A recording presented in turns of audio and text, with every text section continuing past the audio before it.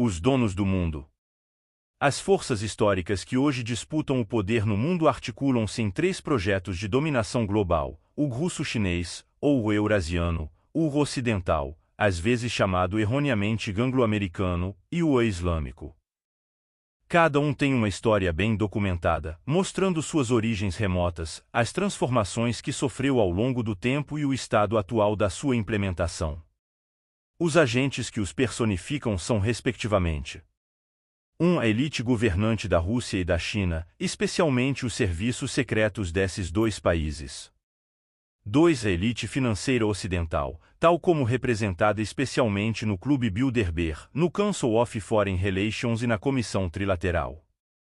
3. A fraternidade muçulmana, as lideranças religiosas de vários países islâmicos e alguns governos de países muçulmanos. Desses três agentes, só o primeiro pode ser concebido em termos estritamente geopolíticos, já que seus planos e ações correspondem a interesses nacionais e regionais bem definidos.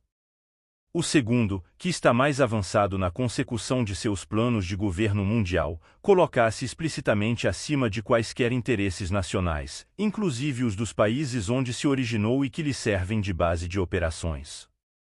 No terceiro, eventuais conflitos de interesses entre os governos nacionais e o objetivo maior do califado universal acabam sempre resolvidos em favor deste último, que hoje é o grande fator de unificação ideológica do mundo islâmico.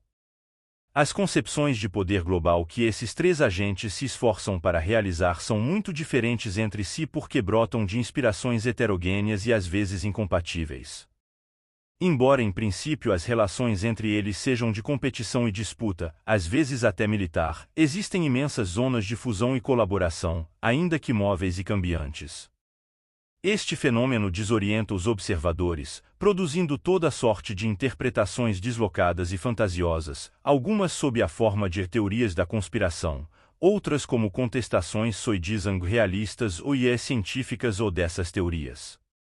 Boa parte da nebulosidade do quadro mundial é produzida por um fator mais ou menos constante. Cada um dos três agentes tende a interpretar nos seus próprios termos os planos e ações dos outros dois, em parte para fins de propaganda, em parte por genuína incompreensão.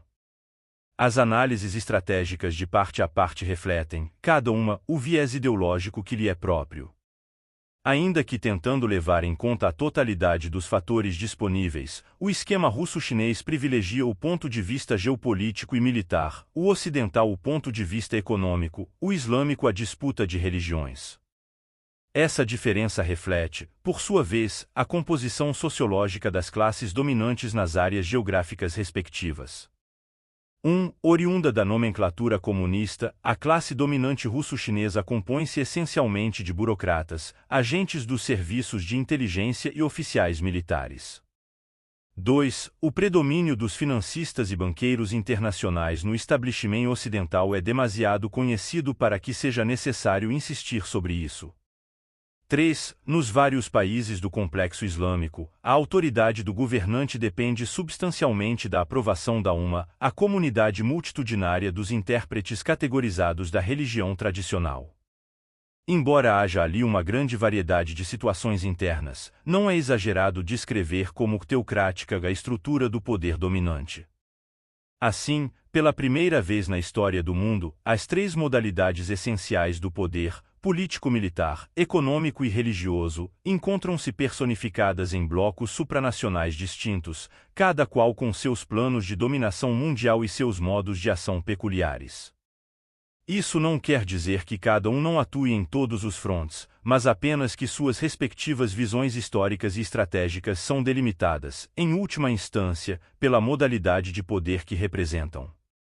Não é exagero dizer que o mundo de hoje é objeto de uma disputa entre militares, banqueiros e pregadores.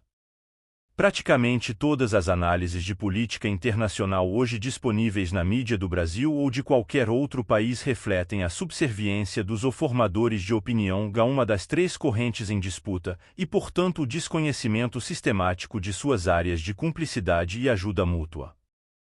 Esses indivíduos julgam fatos e tomam posições com base nos valores abstratos que lhes são caros, sem nem mesmo perguntar se suas palavras, na somatória geral dos fatores em jogo no mundo, não acabarão concorrendo para a glória de tudo quanto odeiam.